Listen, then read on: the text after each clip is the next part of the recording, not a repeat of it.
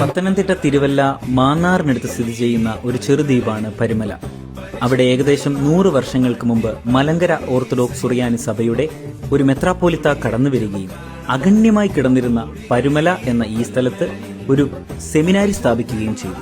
തുടർന്ന് അനേകം വിശ്വാസികൾ കടന്നുവരികയും അദ്ദേഹത്തിന്റെ പ്രാർത്ഥന മൂലം വിവിധ അത്ഭുതങ്ങൾ അവിടെ സംഭവിക്കുകയും ചെയ്തു. അദ്ദേഹത്തിന് 54 വയസ്സ് പ്രായമുള്ളപ്പോൾ കാലം ചെയ്ത് പരുമല പള്ളിയിൽ കബറടക്കപ്പെട്ടു. ചെറുപ്രായത്തിൽ തന്നെ പട്ടം കിട്ടിയ ഒരു മെത്രാപ്പോലിത്ത ആയതുകൊണ്ട് പരുമല കൊച്ചു തിരുമേനി എന്നാണ് വിശ്വാസികൾ അദ്ദേഹത്തെ വിളിക്കുന്നത്. അദ്ദേഹം കാലം ചെയ്തതിനു ശേഷം അനേകം വിശ്വാസികൾ ദേവാലയത്തിലെത്തി ഖബറിനരികെ പ്രാർത്ഥിച്ചപ്പോൾ രോഗികൾക്ക് സൗഖ്യം ലഭിക്കുകയും മനുഷ്യ മനസ്സുകളെ അലട്ടുന്ന പല പ്രശ്നങ്ങൾക്കും പരിഹാരം ലഭിക്കുകയും ചെയ്തു.